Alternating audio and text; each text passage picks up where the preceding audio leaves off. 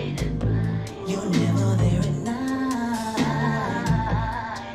aí pessoal, tudo bem? Vamos falar aqui para o som sobre o direito processual civil. Hoje é a nossa primeira aula propriamente dita, correto? Nós vamos abordar então o direito processual civil, sobre sua posição enciclopédica, norma processual, as fontes, um pouco da história. E é o seguinte, vamos já então iniciando. O direito processual civil, ele é um ramo do direito público que é composto por um complexo de princípios e normas jurídicas que vão disciplinar basicamente jurisdição, ação e processo. Sobre esses três institutos que a nossa disciplina vai orbitar basicamente ao longo desse primeiro bimestre, tá?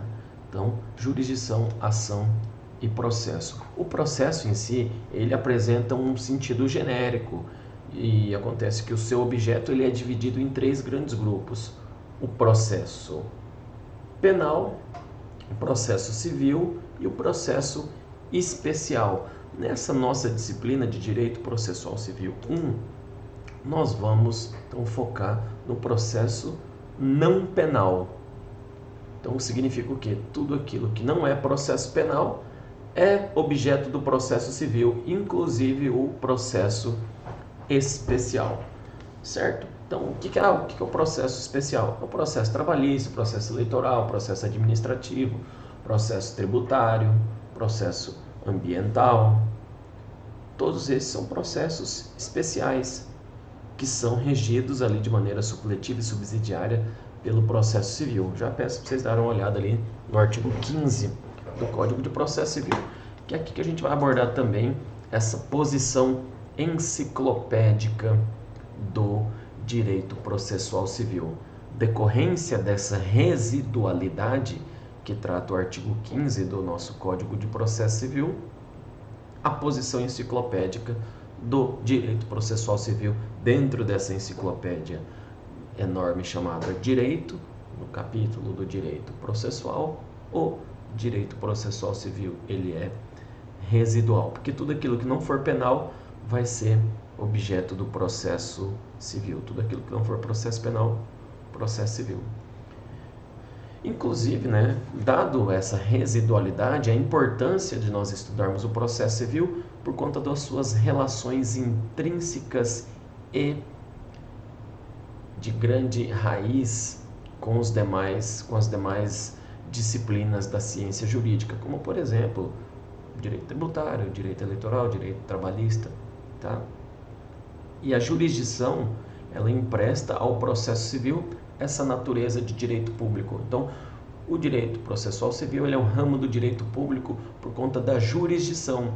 E a jurisdição ela é exercida pelo Estado. Quando o Estado avoca para si, traz para si a função jurisdicional, o Estado então tem o dever de resolver o conflito entre as pessoas, inclusive o conflito do Estado, do próprio Estado com as pessoas. Porque via de regra não é dado aos particulares a possibilidade de resolver os seus conflitos por suas próprias forças, por sua própria vontade, ou por armas, enfim, tá? Via de regra, porque nós temos algumas exceções, como por exemplo nas ações possessórias, que é dado ao particular, eu acho que no artigo 1010, no parágrafo 1º, algo nesse sentido. Tá? Mas isso é uma exceção, vocês vão estudar no direito civil. Então essa posição enciclopédica de natureza residual, ela traz ao direito processual civil uma importante característica de ser útil aí aos demais ramos do processo, principalmente ao regulando ou instrumentalizando o direito material, tá? Público e o privado, tá bom? Encontra aí no processo seu instrumento de realização. Então, dentro dessa posição enciclopédica, o direito processual civil, ele vai projetar as suas normas processuais, as suas normas fundamentais na codificação infraconstitucional, o próprio Código de Processo Civil, Regimento Interno do Tribunal Tribunal de Justiça, dos tribunais superiores, também em legislação esparsa, como por exemplo a Lei de Improbidade Administrativa, que tem normas de processo, Lei de Recuperação de Falências, Lei de Locações, todas essas leis também trazem, são leis especiais, leis esparsas, mas também trazem dispositivos de direito processual.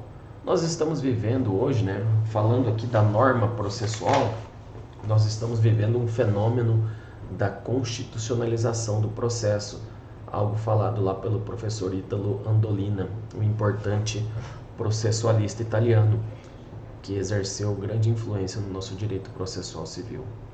Esse fenômeno da constitucionalização significa que nós temos que enxergar e interpretar e aplicar e exercer as nossas funções dentro do processo a partir da observância dos princípios constitucionais. Nosso novo Código de Processo Civil, aliás, o Código de Processo Civil de 2015, está ali atrás, que é obrigatório nas nossas aulas, a sua utilização, ele traz bastante dispositivo da Constituição Federal de maneira repetida, de maneira expressa, justamente para confirmar, amalgamar a importância da Constituição Federal e seus ditames na observância da norma processual.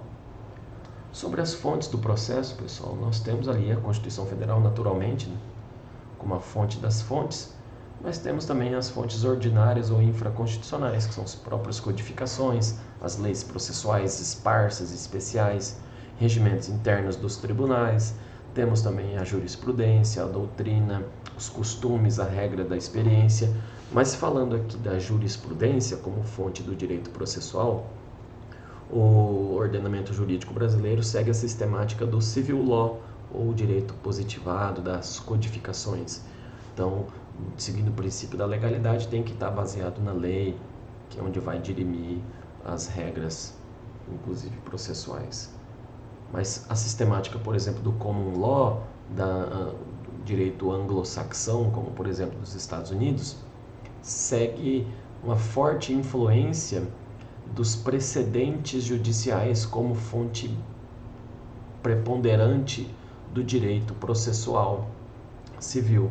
Então, esses precedentes judiciais, essa jurisprudência, ela é muito importante naquele sistema. O Brasil ele está se aproximando, de certa forma, pegando alguma coisa de bom do common law, do sistema dos precedentes judiciais, a partir do momento em que o Código de Processo Civil de 2015 instituiu, por exemplo, o incidente de resolução de demandas repetitivas, a possibilidade de julgamento de processos em bloco, de temas repetitivos, enfim, certo? Mas aí são fontes do direito processual civil muito importantes.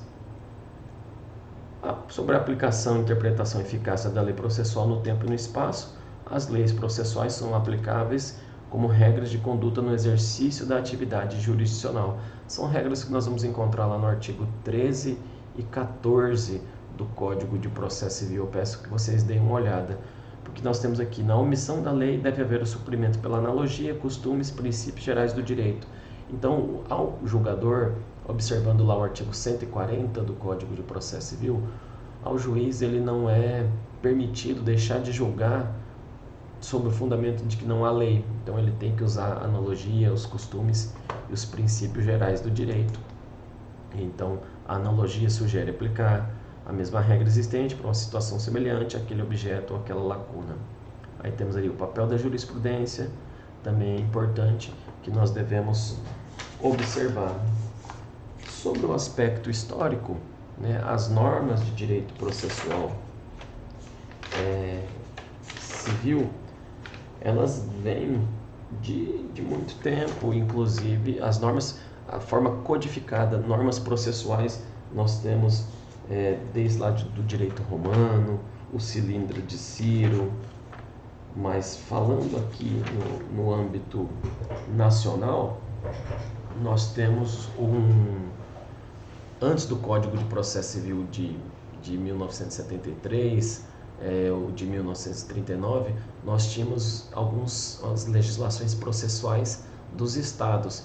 E para haver essa unificação, tivemos o Código de Processo de 39, que foi substituído pelo Código de Processo Civil de 1973, sob forte influência do processo civil italiano. Após a Constituição Federal, o advento da Constituição Federal, muitas reformas foram feitas lá naquele Código de Processo de 73, até culminar na construção do Código de Processo Civil de 2015, que é o que nós utilizamos hoje, com a forte influência da nossa Constituição Federal. Beleza, pessoal? Peço a gentileza que vocês dêem uma olhada na bibliografia indicada, no Código de Processo Civil e também na Constituição. Beleza? Até a próxima aula.